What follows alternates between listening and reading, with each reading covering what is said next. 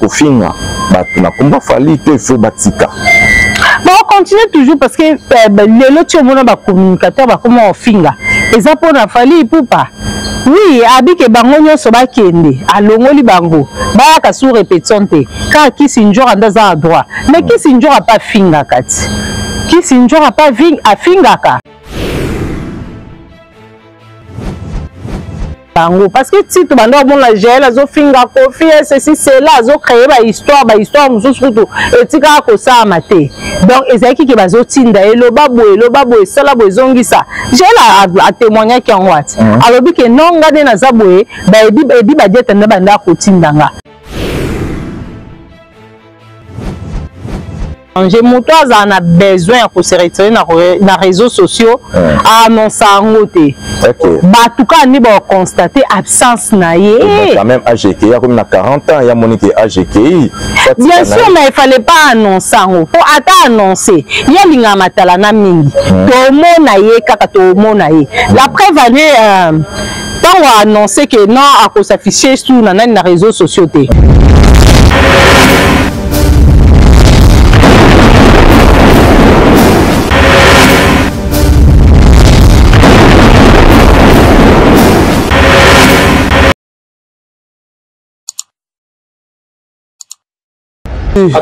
Merci Koyeba Kiboula Belé Otalabiso, merci Mingi Nababoni Nabiso Bakwa Pesabiso confiance, merci Mingi Maman Mami Wanja, la première dame, donc Mutabiso Maboko, la boss de la chaîne, la propriétaire de la chaîne.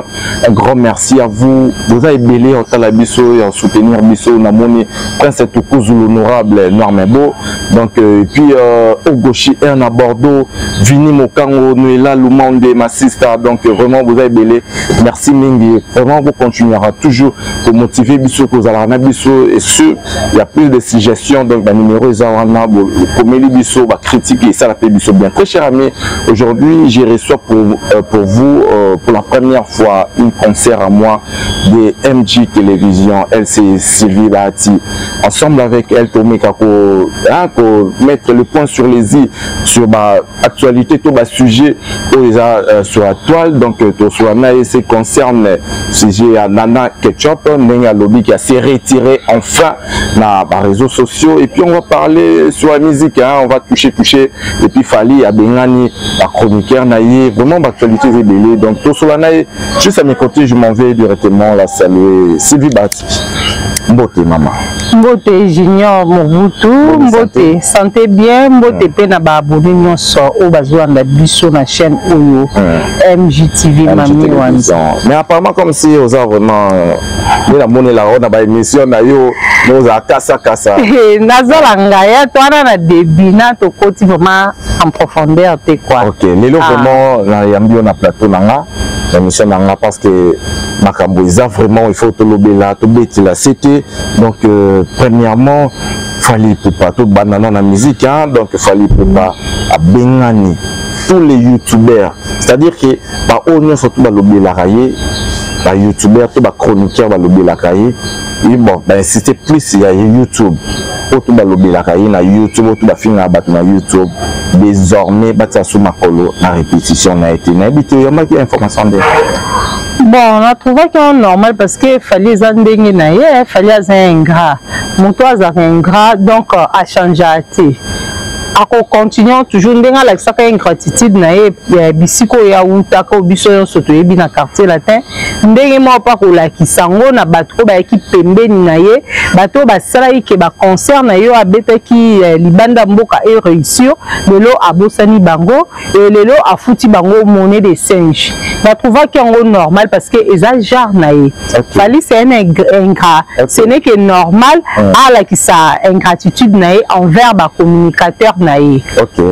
Donc pour lui il fallait pas donc il est on se torse aller bien sous la zone c'est le kaka monnaie de singe ne ba le bala. Mais ok c'est comme que déjà na ko kufa. Ok c'est comme que na suka. Tozo mona yango nezola kisati. To moni bango na bango ba bebani ba secret ezaki ya kati ya cuisine interne et bimi na poissa. Moi non ndimaki que un jour nani Jaël a quoi ko manquer dit ba dieta respect.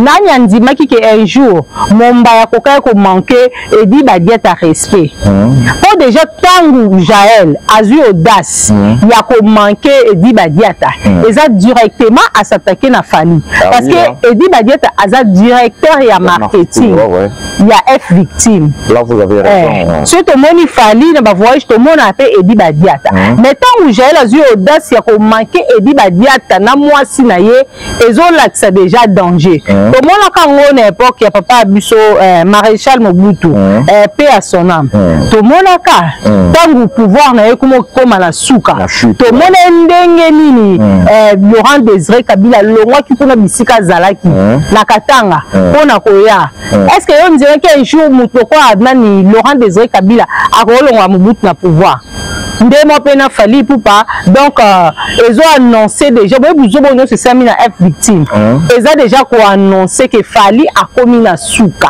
Fally a commis na suka dispute autour entre directeur na sa femme Nana Boudouga na ba chroniqueur oui Fally a commis Fally a commis na déclin Fally a commis na suka vraiment quand obi déclin parce que ko zo pe sous courage ya ko benga na ba communicateur o ba sali yo Fally ozala lelo Fally a cotisé bango rancune partout ba fingele batu mais est-ce que Fally muto a cotisé ba rancune to bango nde ba cotisé Fally rancune donc c'est plus et qui part s'attaquer aux autres musiciens par rapport à Fally est-ce que Fally tinda bango parce qu'il avait Fally nde muto atinda ka bango parce que titre bando bon la Jaël azo finga kofi ceci c'est là azo créer ba histoire mususu surtout etika ko sa maté donc ezaki ke bazo tinda eloba boye sala boye zongisa Jaël a témoigné qui en wat alobi ke non ngade na zaboye ba edi ba dieta na banda ko tindanga edi ba dieta kanga o tinda Jaël finga loba boye buka lokuta bakisa boye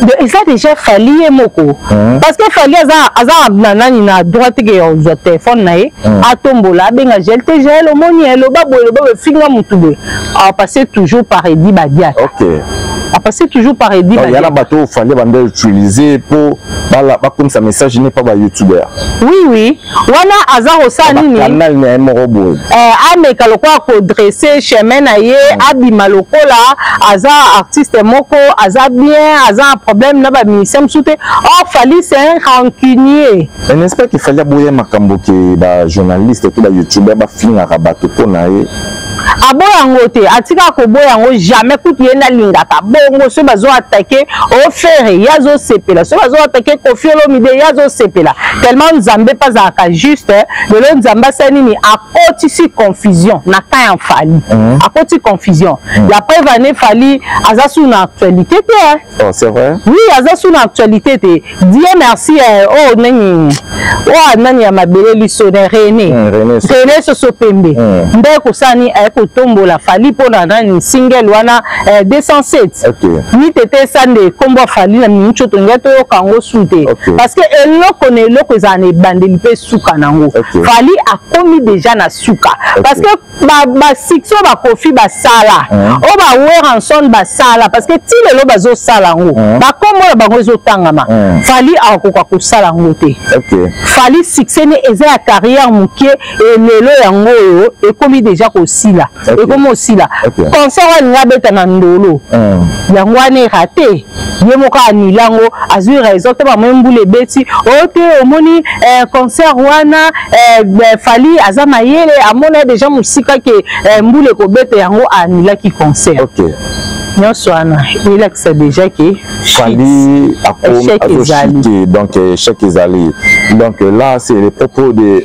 Sylvie Bati mais par rapport il y a ba chroniqueur na habité est-ce que va continuer toujours ko finga ba na komba Fally to faut batika bon on continue toujours parce que les autres mona ba communicateur ba comment finga eza pona Fally Ipupa oui abike bango nyonso ba kende alongoli bango ba ka sous répétition te ka Kisinjo andaza à droit mais Kisinjo a pas finga kati Kisinjo a pas finga ka lelo opekisa bango opekisa bango soki kofinga botika kofinga mais basi bafinga ba vidéo ezali ba vidéo ezali eza pe na bato o lelo batika na ba choc pourquoi ba communicateur ya Fally Ipupa bafinga ki Quand roi a fait rigoler, finalement, j'étais toujours tout Kofi. Donc, n'en parlons même pas. Donc, Fanny, Siméon Soana.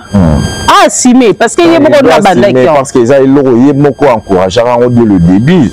Oui, il y a beaucoup d'encouragé. Parce que si la Mombaya wana, bazoba visa, Alexis Wechi, nani bademe wana, ko bavanda ko fingele batu. So no fingele batu te na ndimité fali à la personne. Comment na ba youtubeur wana to ba chroniqueur ko s'attaquer directement ou à chef na bango direct et dit badiata surtout la victime. Oui, fallait c'est le leader, mais être victime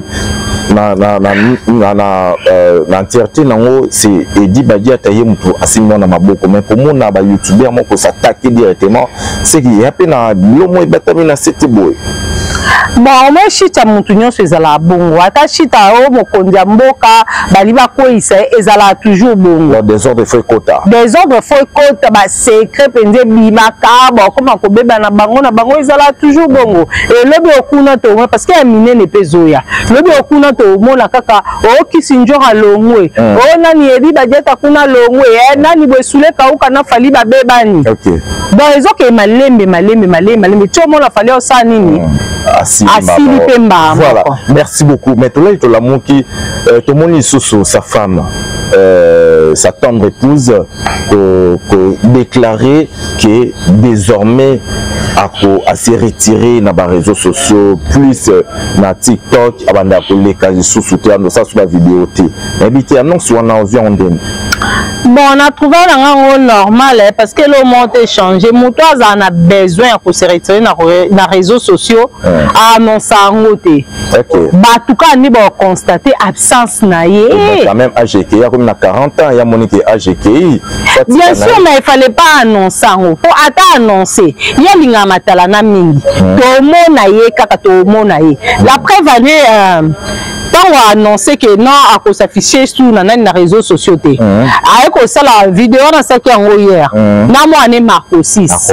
Avec que non, des aboyés, il y a Pekissi, Marco 6 à Pekissi, dans les cas sur les réseaux sociaux. Mais beaucoup de bandes comme on et pas Inaï, et pas Marco 6. Il y a martelé qui Marco 6 à Salaka, Marco 6 à déjà pas naïf, 22 ans, mais à pas naïf. Bien sûr, mais ban ministère se fait Salaka. Bana ya fait rigola ba ozia swana ba sala za pa na bango ozia sa va fanda tam suna maman bango bana tu ya fait rigola déjà la photo de ana ba âge on a ba 18 ans déjà moi on est sur comme indépendant de loka sikezate ko kamo ezate ya te ko posa moi na fali non tout le monde a toujours bana ba c'est ça ba sala ka loka bango pe ba vanda na poto eza na impossible te ba sala c'est sûr bon pe ba sala yene mtamoni ngo danger et loka grave wana ezate parce que la sera une différence entre moi na fali na bana batu mususu qui azalaka pa na ye qui asala bana batu mususu nesi bana nani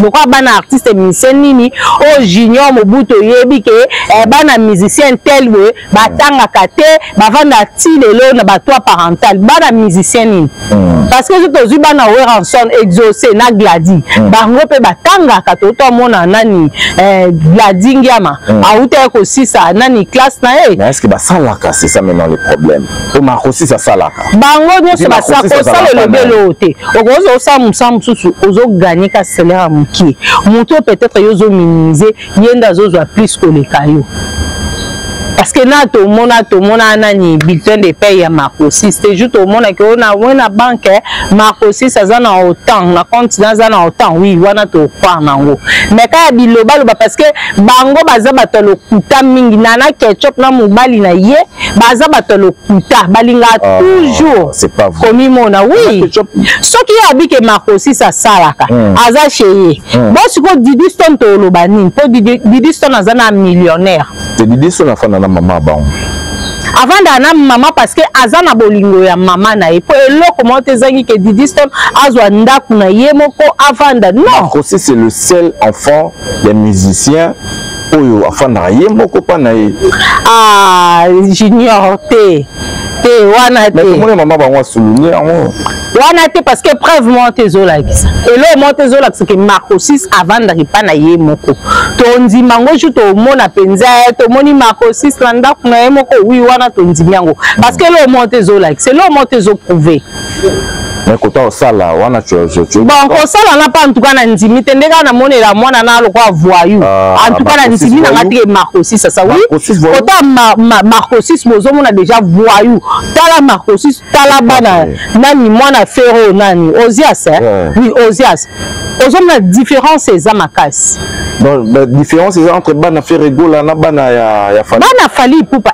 bazana ba voyou o mususu ya baso Fali sundola na Keina na Kelia Keina yo ana bota za fille mère Keina bon oui Keina a autre si ça soit les grâce ya nani ya Niki Menga mama na e ata bana oka ya Niki Menga na bana nana ketchup baza ndenge mote d'éducation na bango eza différent parce que Niki yemoko atanga azui pas encadrer bana bien éduquer bango bien tandis que bana koto ya nana ketchup mitu ebeba. Mais par rapport l'euro a souligné qui a 40 ans donc âge au tant wazaki na moins de 40 ans tout temps wazaki na bo jeunesse na tout le bas peut-être il y a un outil qui peut-être ça là là peut-être pour tout le monde celle Nana Ketchup c'est la seule femme d'un artiste où s'affiche à tout moment dans les réseaux sociaux. Par contre tout artiste tout le monde a bangoté mais qu'est-ce qui fait que Nana Ketchup à tout moment a s'afficher n'habite pour avoir une besoin de célébrité et ça pour la beauté ça nani nako bande ndé mutakole là mutu da mais ça n'a ba vie à ba vitrine et le mutabo oui mutu soko azaki déjà na ba vie ya ba boîte azaki déjà na ba vie ya mutu wana lelo atabali président de la République akolak c'est toujours parce que ba séquelle éthique à la terre okoza ndumba ne sozaki ndumba moko boso na ville soki wapi otika ki ndumba mobi ke ba séquelle eza ata ba pesio mobala pasteur ozala to kangi photo yo ano luka kaka osani o exhiber nani o benga matalana oui OK o exhiber o exposer nani nzoto na yo OK oui et on a la partie musu moi ça artiste musicien ba ko mona ta poitrine na été mais pas Nana Ketchup to mona kayango là te lambe zo serré wana ba zo filmer na sima to na tina na ngote ba ça ba artiste musicien belé ba za to mona ba silia aigle jaune to mona écoute ma réseaux sociaux au monde a été Cindy le cœur Azali madame Olomide ce qui le lot à s'afficher na réseaux sociaux et ça pour Aza chanteuse OK ce qu'Aza qui chanteuse c'est ton gars tout bando monde a été na réseaux sociaux Nana Ketchup Aza femme d'affaires femme d'affaires on bongo famille là qui ça ce qu'on a mis là qui sont ça qui m'attala nata yo moko ma femme d'affaires baza belé ba ba politicien belé baza ba femme d'affaires mais en aucun jour tout le monde va passer la makambo Nana Ketchup salaka si on va no beta concert mon fan d'appel na ndaku oui to bon to ko yo soutenir mobile na yo mais eza atiki ba concert nyonso yo ano yo wana bo ekimatala non eza digne eza respecté pour na soi-disant moi si artiste c'est numéro 1 eza respecté. OK voilà merci Sylvie tourne sur Nasoka Sylvie tourne Soka merci vraiment to sentir pendant que sagesse et la réponse na yo et puis maîtrise de choses donc ma mettre na Soka na limite message ba tout batalio bon message ezakaka bolingo ezala pas ba artiste musicien na biso bolingo ezala et puis bato bo fingela bango bato en tout cas c'est le moment vraiment ba changer parce que bazoka exemple ya acto Falia Sali abosani bato ba sala ki abosani bato ba fula ki oui to eba déjà Fali mais ba concert on a fait tout bien ndenge ezwa ki réussite ezwa ki moi réussite wana ezwa ki grâce à ba communicateur wana parce que Fali emoko aebina ko embate Fali emoko to ebi ke a utiliser toujours autotune Fali emoko to ebi ke na concert azaka makasi tazaka faible et mutuni na ngalinga ki alinga atika musana na poto poka akota concert a Fali et belé ba kota ba concert nana ba arena na manzanza peut-être pour na kaka ba communicateur wana ce ba communicateur wana ba zaite ba tuba makelele c'est ba youtubeur tout ba communicateur wana oui ba on ba sali que ba tous les arena et réussir. Il a fallu et réussir. Pour ceux qui ont été bon côté, Nandimi te fali, alinacha makelele, so yende alinacha ngote. Merci. 2-3 personnes abato tout ba soutenir kayo balinga kayo tout ça là. Bon ba mbote nangana premièrement, pe ba merci na la première dame d'Orléans, madame Mami Wanja. Moté ma papa Micha, ba merci belé na major Pek na Bruxelles, merci na président JP Massamba Fondation Tokanisa et merci na Guilhem Akilemoni na Paris, merci pe na Yomoko Junior Mobutu et merci na Dani Chimanga papa Darvi Oazasi ma caméra. Donc merci na ba abonné fidèle tout ya chaîne na biso MJ Télévision, émission ngwana bo aimer, bo commenter, bo partager et tout ça bien. Commentaire surtout vraiment et ça la biso vraiment bien. Merci Sylvie, merci pour ta disponibilité. Merci na bato tout bazaki branché, scotché, cimenté du début à la fin. Merci na bino tous la ba commentaire na bino plus mais ça la biso bien d'autres des hommes feedback wana vraiment et ça la biso vraiment bien. Très cher ami vous aki belé ya hota la biso ya rozala vraiment devant la poste télévisée na bino tout na ba téléphone na bino ko yoka to ko landa biso vraiment là on se quitte déjà donc rendez-vous toujours na chaîne na bino MJ Télévision. Donc c'était Junior Dawa la présentation. Moi on se quitte déjà. Donc retrouvez-nous très prochainement. Ciao.